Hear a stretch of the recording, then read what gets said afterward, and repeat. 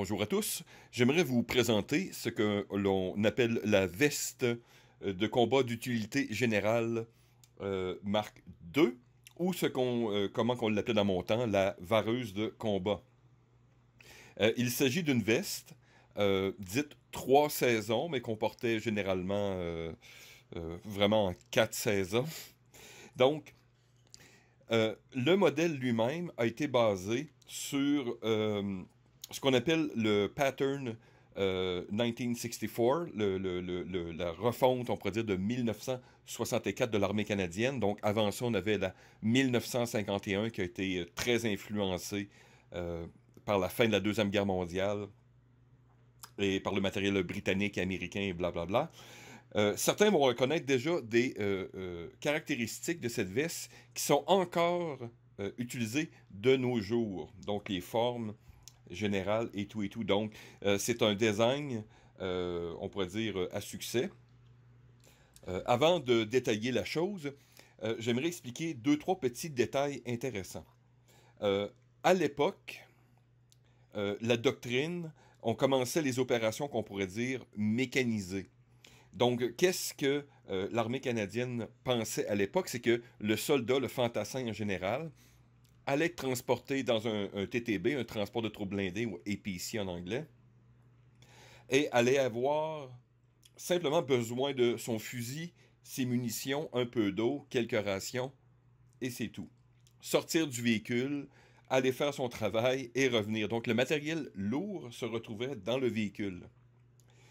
Donc, à l'époque, le harnais de combat n'avait pas de porte-cartouche, par exemple. Le fantassin allait traîner sur lui les munitions. Donc, la forme des poches est le même format de l'époque qui était le FNC1, un peu plus tard la C7. Cette veste a subi quelques évolutions, donc du modèle 1964 jusqu'à récemment. La veste que j'ai ici, c'est une des plus récentes, des dernières, on pourrait dire, générations, avant qu'il y ait les changements avec le 4 pattes et toutes ces belles choses. Donc, je montrerai une image ou deux et j'expliquerai à mesure les petits détails qui ont été changés. Mais c'est très mineur. Détaillons rapidement la chose. La veste est faite de nylon coton 50-50, 8.3 donc c'est un tissu, on pourrait dire pesant, donc presque un canevas de tente. À l'intérieur, on retrouve aussi une doublure que je détaillerai un peu plus tard, qui peut être bien sûr boutonnée, donc enlevée. Donc, qu'est-ce que je vais faire, c'est que je vais enlever la doublure pour vraiment détailler la pièce, et on va revenir à la doublure ensuite. Donc, commençons par le col. On peut dire de type classique, qui peut se relever et s'attacher à l'avant. C'est un col assez haut, donc qui vous protège du vent. Et contrairement à certaines vestes, il n'y a pas de capuche. Et non plus de capuche qui peut être attachée. Donc, petit détail intéressant. Puis, si on compare aux différentes vestes intermédiaires comme la M65 américaine ou même d'autres modèles européens, la majorité de tous ces types de vestes, 3 saisons, ont une capuche. Donc, assez intéressant. Donc, les attaches pour la doublure dans le col.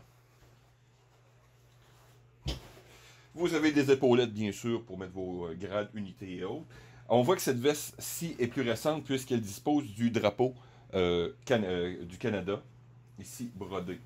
À l'époque, il y avait beaucoup moins de velcro, donc, comme dans mon temps, on cousait tout. Donc, on mettait son nom, ses unités, ses trucs. C'était cousu. À l'avant, vous avez une ouverture très longue avec rabat tempête. Une grande fermeture éclair en laiton. C'est une YKK, donc qualité. Les boutons typiquement canadiens. Du côté gauche de l'utilisateur ou du côté droit de la caméra, vous avez une poche intérieure velcro, portefeuille ou autre petit détail.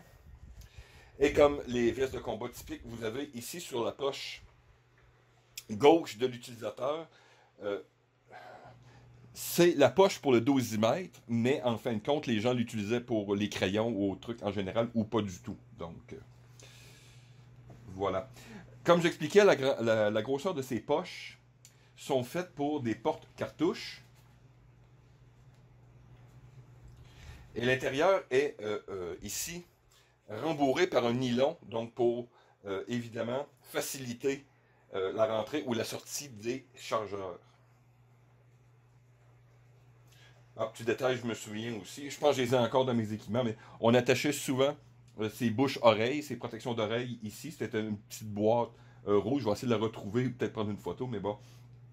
On attachait ici à l'intérieur des boutons canadiens, comprenez-vous, en dépassant. Donc on attachait ici sa petite boîte et on la mettait euh, dans ses poches. Donc la capacité, j'ai regardé vite vite avec mes chargeurs démo. Ici, il rentre deux chargeurs de C7 ou de M16 ou M4, peu importe. À l'époque, les chargeurs bien sûr, de C1 sont, il y en a moins, mais sont plus larges un peu. Donc, comme je vous dis, selon l'époque, la largeur de la poche peut légèrement varier. Au niveau de la taille, vous avez une corde d'ajustement. Et je montrais un petit bout de vidéo, mais on avait une petite particularité. Donc, bien sûr, les civils vont l'attacher à l'avant de manière traditionnelle. Mais nous, ce qu'on faisait, c'est qu'on rentrait, comme je vous dis, je vous montrais le petit bout de vidéo, on rentrait à l'intérieur ici du passe-bouton à l'intérieur et on attachait le tout à l'intérieur. Donc, ça faisait plus propre. Et évidemment, ça faisait moins de cordage pour s'accrocher. Donc, on descend un peu plus bas, bien sûr, fermeture. Même chose un peu en bas, je vous montrais un petit bout de vidéo. Ici, qu'est-ce qu'on faisait? C'est qu'on faisait un nœud traditionnel. Et on attachait les deux grandes boucles sur le dernier bouton en bas. Donc, encore ici, un petit détail. Mais bon. Regardons plus en détail la poche. Les poches du bas principales. Non, on est bien centré, d'accord. Donc, vous avez une large poche. Ici, vous voyez les fixants sur l'intérieur. Donc, c'est pour prévenir, bien sûr, ça crée un rabat. Donc, ça crée une protection supplémentaire pour votre matériel. La particularité à l'intérieur, c'est que vous avez des portes-chargeurs encore, au nombre de deux. Donc, toujours selon la même philosophie de l'époque des années 60, qui a été plus tard, évidemment, remplacé, surtout avec le système CF82. Donc là, on a pu avoir des harnais de combat traditionnels avec des portes-chargeurs. Et évidemment, à l'intérieur, on a remplacé, on mettait souvent les pansements de combat ou d'autres objets d'utilité. Mais il demeure que ça fait des beaux séparateurs à l'intérieur. Exemple, pour la chasse, la survie, le plein air. C'est un petit détail que je trouve très intéressant.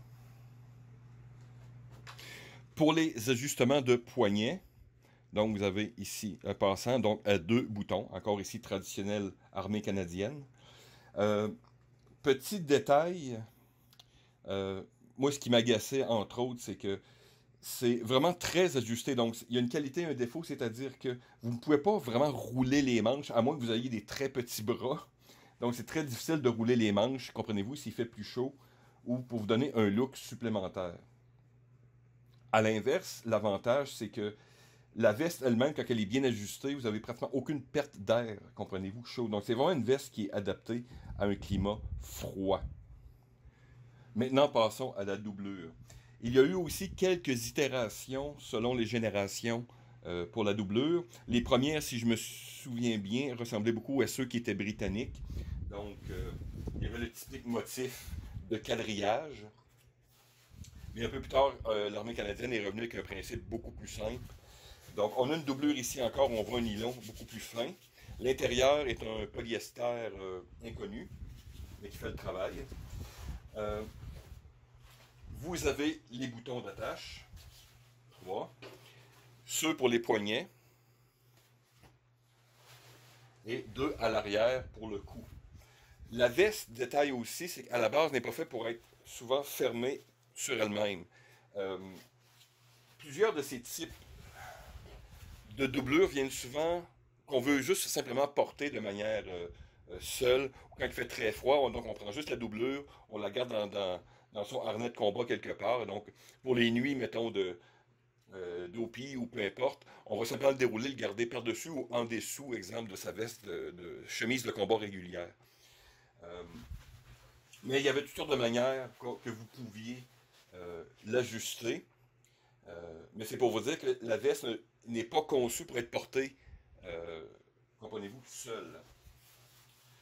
Donc les tenues couture, encore ici, fermeture. Donc on a de ce qu'on appelle de la tricotine. Donc la veste est vraiment faite pour, comprenez-vous, travailler avec la veste elle-même. Mais il y a des moyens, évidemment, comme je vous dis, de la trafiquer et d'en faire une veste un peu qu'on peut porter seul. Donc l'intérieur, bien sûr, des détails, blablabla, typiquement de l'armée canadienne, donc anglais, français. Vous avez les anciennes tailles encore ici, donc en pouces, hauteur et largeur. Différents niveaux, donc on a encore le numéro NATO. Et voyez-vous, on est en 89, donc c'est quand même assez... On commence à embarquer vraiment dans les époques qui vont arriver avec les C7 et vraiment le 4 pattes. Donc c'est une veste vraiment de la dernière génération de ce type. Pour le reste, rien de spécial. La veste, comprenez-vous, n'a pas de poche. Rien de spécial dans ce département. Chose à noter, parce qu'on compare souvent cette veste à un M65 américain. La doublure, par exemple, je vous dis, c'est comme beaucoup de matériel canadien, c'est beaucoup plus rigide. Plus solide aussi, mais plus rigide. Donc, comme je vous dis, il y a beaucoup moins de flexibilité. Comme je vous dis, il y a des avantages et des défauts à ça. C'est que s'il fait froid, c'est vraiment une veste qui est conçue pour des climats rigoureux ou difficiles.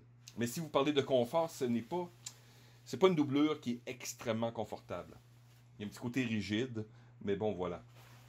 Je tenais simplement à vous le souligner pour ceux qui avaient des projets ou autres. J'en ai actuellement, ne vous en faites pas, avec cette veste. Donc, une chose est sûre, c'est que c'est une veste qui est extrêmement bien conçue, très solide. Si vous la regardez, c'est une veste très disponible dans le marché du militaria. Moi, je l'ai eu vraiment pour une bouchée de pain. Je l'ai eu pour 20$. Mais en moyenne, les prix vont justement varier, environ 50$ en moyenne, selon l'État. J'en ai même vu qui sont de couleur désert. Je n'avais jamais vu ce modèle, mais j'en ai vu qui sont désert. En ce qui me concerne, on m'a donné une autre vareuse du même modèle, sauf qu'elle était beaucoup trop petite pour la personne. On me l'a donné et je vais utiliser des pièces de l'autre vareuse, la plus petite, et je vais modifier certains éléments sur cette veste. Parce que j'aime vraiment, c'est vraiment une pièce à utiliser en toute saison, chasse, pêche, même en hiver, bien sûr, puisque la veste est dite pour être portée jusqu'à moins 12 degrés.